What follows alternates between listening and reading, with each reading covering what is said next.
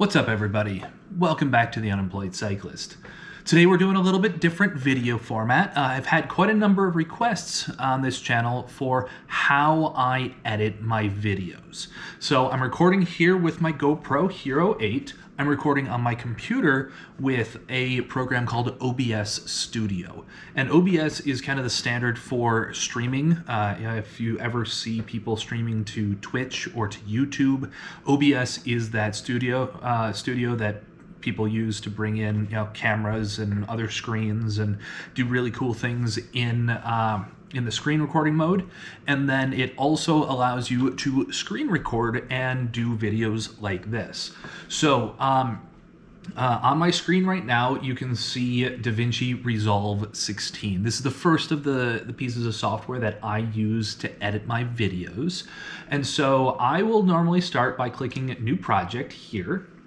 And I rode out off of Canaan Doom yesterday, so I'm going to title it Backbone Trail Canaan Doom to Encinal Canyon. Hit create, and it defaults to 1920 by 1080 and also 24 frames a second. And you'll get an error unless you change that. So you go down here to this gear in the corner right above your time bar, click the gear, you change your timeline resolution to the appropriate resolution. I shot it 4K, 3840 by 2160, and then I my GoPro records at 23.976 frames per second. When a GoPro says 24 frames a second, that is industry standard 24 frames a second, which is 23.976. Don't know the history on that. It's probably something to do with how fast old real cameras could go without tearing the film that they were recording on. But that is how how all cameras, if they say 24 frames a second, if they are doing 24 frames a second, most likely it's going to be that industry standard 23 and just a hair under 24. So I will cut that out because that was work. So I have a server in my house, and it is 72 terabytes usable. Here it's saying 66.7 terabytes. You can see I'm using about a quarter of it, but the capacity, 73 terabytes, you can see right there. So formatted, however Windows calculates it. But I keep everything in a cycling folder. I was out on my mountain bike, 2020, December, and then there's my original video and my audio files. So select all, drag and drop into the media pool, and save it. I always save after I do things, and the reason for that is I've had this program crash randomly and lose progress. So what I will do after this is I will add to my bar on Windows Explorer date created.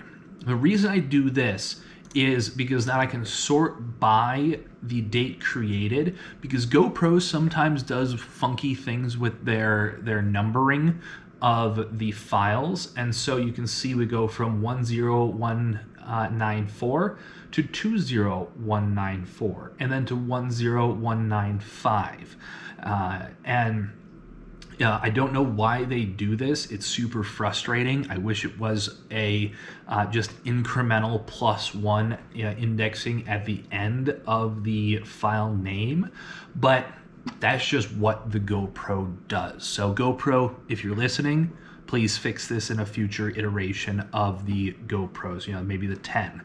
The other things I'd like to see out of GoPro Hero 10, a 1-inch sensor, get rid of this tiny sensor that you guys have been using forever, and also go to UHS-2 full-size SD cards. These 100 megabyte per second recording modes. You could save some CPU power inside the camera by not having to compress as much by going to a UHS-2 card, but that's another thing to go, another topic for another time. So I'll check and make sure that the sorting worked correctly. Sometimes the numbering convention goes haywire, and then I'll start to sort them in the timeline. So we're gonna go search, which is up here. We'll go 10194, and so I get two files that pop up. This is my main video and audio file, and I also have the GoPro set to record raw audio. And so what that means is it does no internal camera processing. It can do some funky stuff with wind noise when it's internal. I also turn off the wind noise compensation because it can add some strange artifacts to the audio track. So because I'm putting the raw audio in as well, I'm going to minimize the audio on the main audio track. Down here you can see the raw audio as this left and right. That's why you have two different tracks. I don't know why they have these two tracks down here, but it is what it is. So that is the first of my files, and now I'm just going to go back and forth between my folder and DaVinci Resolve 16 so I can continue adding files to this timeline. So let's hop over to a time lapse and we'll get to that.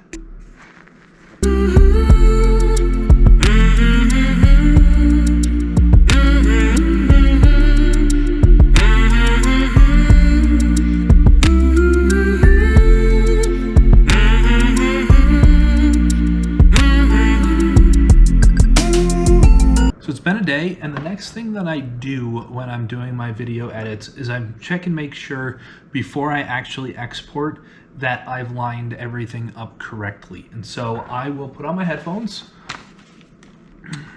and what I do is I will listen, and I'll also watch my screen to make sure that everything moves smoothly from one frame to the next. So I have it queued up at towards the end of my first clip. I'll zoom in just to get it right up to the transition point, and I check and make sure that everything goes smoothly. That one worked perfect. So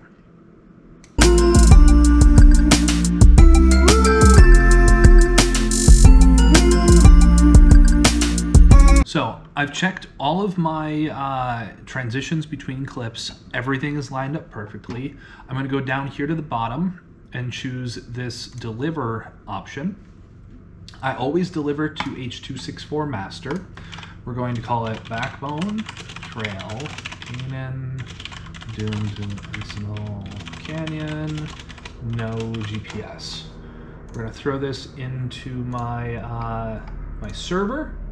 We're going to cycling mountain biking 2020 December. We're going to create a new file called GPS or no GPS. We're going to open that and add to render queue, and we'll start the render. And so we are looking at, this is probably going to be an 1.5 to 2 hour render for the initial run.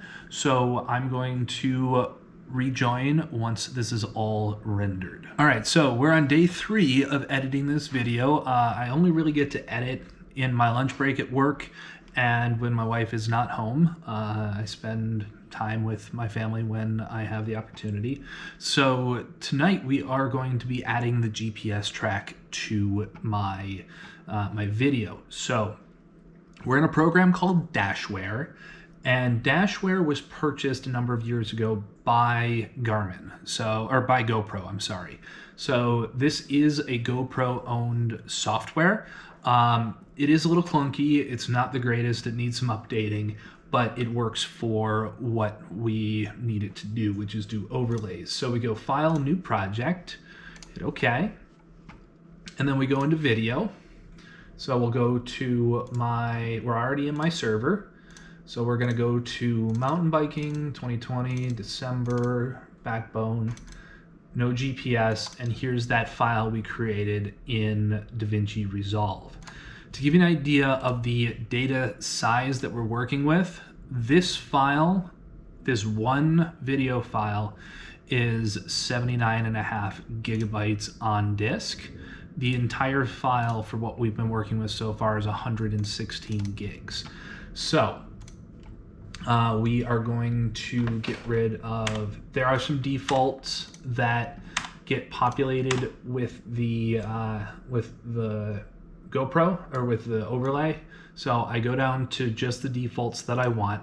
The other weird thing that I say needs updating on this software is if you're running a GoPro and you have it set to auto pause when you stop, the Dashware software does not take that into account when you bring in your GPX file. GPX is a GPS file that you can export, and then you can import it different places. I'll show you where to get that when we go into Strava. So I have my video file now. Let's check and see if I have a data file. I don't think I have exported that yet. So I do not have that. I will be right back with the GPS file. All right, so we're back. I do have my GPS file on my server now. You can see it's called Morning Ride here. So we'll grab that GPX file and hit add. And you can see that it populates the track that the GPS recorded down in this corner. Now, to actually get it to follow, as you've seen in my videos, to get the little dot to follow the trace of the course, you go to synchronization up here on the top, and then down here at the bottom, click sync with video. And then you can, what I'll normally do is I'll double check just to make sure that everything looks right. So we have, I've hit play, I can skip forward and you can see the red dot has moved. You can skip forward again, the red dot is there. We're almost back at the start. We're almost done with the ride, and you can see on screen, this is what I was talking about earlier, where Dashware doesn't recognize when the Garmin is paused. It keeps running in the background and it looks at your elapsed time, not your actual moving time. I have not figured out how to change that in Dashware, but if I ever figure that out, I will let you guys know. So let's pause this. We are going to go File, Create Video. We'll browse to the location that I want, which is once again on my server. 2020 December there. We're going to call this one with GPS, and then we're going to call this Backbone Trail Canyon National Canyon with GPS, and then we'll hit create video. Now, this is a slow process. This is what's called the single-threaded process, so it only uses one core on my CPU. So it doesn't really spool up and use the entire performance of this machine. So it does take a bit. This might take all night. This estimate of 1 hour and 45 minutes, you can see it's slowly ticking up. I'm just gonna let this run all night. Now, where to get the GPS file? Now, you can use online tools to extract the GPS track from the GoPro. The one that I was using in the past, recently I tested it again, and they added some features that made it more buggy, and so I'm not going to recommend that you do that. What I am going to recommend that you do is go to Strava. So you're in Strava and you want to export your GPS file, which is a .gpx. So you go to your training drop down. This is my Strava for the unemployed cyclist. I've already loaded in this ride. Go to my activities. This I wrote on Sunday the 20th of December. So I'll choose morning ride there. And it shows you the exact same GPS track, 5.05 miles, 48 minutes moving, 784 feet of elevation gain. So what you do is you go over to this side here, these three dots here, click on that, and then you click Export GPX. Choose it where you want it. I've already saved it to my file for this ride on my server. You save it, and that's where you get your GPX file. That is the easiest way to get your track, is once your GPS or your phone syncs to Strava, just go in and export it. Now, while we wait for this, we'll check the time. See, it's still sitting at 1:47. What I'm going to do is show you how I get those awesome pictures at the very start of the entire ride and the parking location. So we're going to go to Google Earth. Google Earth is free. They've made Google Earth Pro free. And so what we're going to do is go back to that file on my server, grab morning ride here, and drag and drop, and it has to convert it to what's called a KML file, which is used in geospatial work. If anybody is into GIS or geospatial research, you'll know what a KML is. And so this is the route that I rode on the 20th. You drop in, you come around, and then it joins up next to the upper overflow parking that is here, and then you go out to, this is Encinal Canyon here. If you go out and this is your single track to get out to Encinal. This way takes you out to Zuma Beach. That is part of the Zuma Ridge Trail, which is an absolute monster if you ride it from the ocean. So to get it into the more oblique view, you double click on the track, and then you can see all of the elevation gain and the terrain. I will go to properties over here, bump it to red, and then make it double the line thickness so it looks okay on screen for the 5 seconds that it flashes. Then we go to save image. I'll turn off the title and the legend. I'll make it maximum res, and then I'll save the image. And so you can see, this is from my Latigo Canyon ride. So we're gonna go to mountain biking, 2020, December, backbone to Encinal, and then I'll just call this Google Earth. And then it takes a second to save. While this is saving, I'm going to open up Voice Recorder. This is the program that's built into Windows. You can see, from 4 years ago, I was dealing with Progressive on an accident. So now that that's done, what I'll do is I will zoom in over here, and you can see as I zoom in, you can see this mountain that you kind of ride along the ridge and go along this valley here. This is the parking area over here where I parked. Up here is overflow parking. This is a very, very popular trailhead that I rode at. So what I'm going to do is I'm going to go to the main parking area. We'll do this and main parking. And I'm going to show both of these parking areas in the start of the video. So everybody knows if you get there and you can't see any parking because that lot is full, go to this overflow parking that is uphill. So what I do next, I have my Rode VideoMic Pro plugged into my computer. I have a microphone port here. I'm going to make sure it's set properly. I'm going to go to my, turn it on because this is a battery-powered microphone. And so I'm going to go back to Strava. I'm going to have this on screen so I can be reading the stats. And I'm going to go and I'm going to record my intro.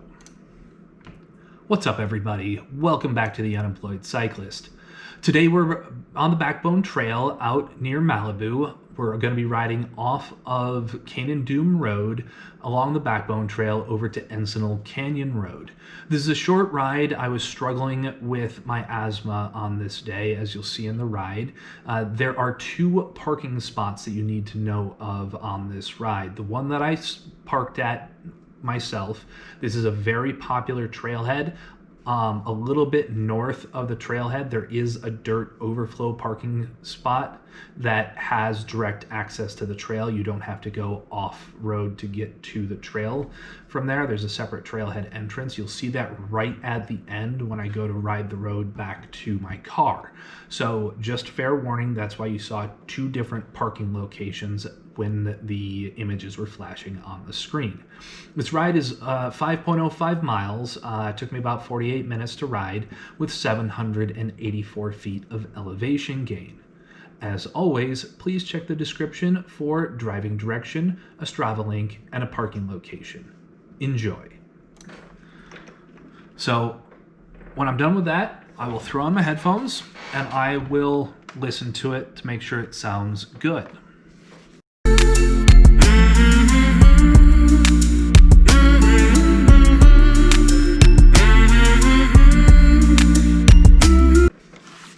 So that sounds good.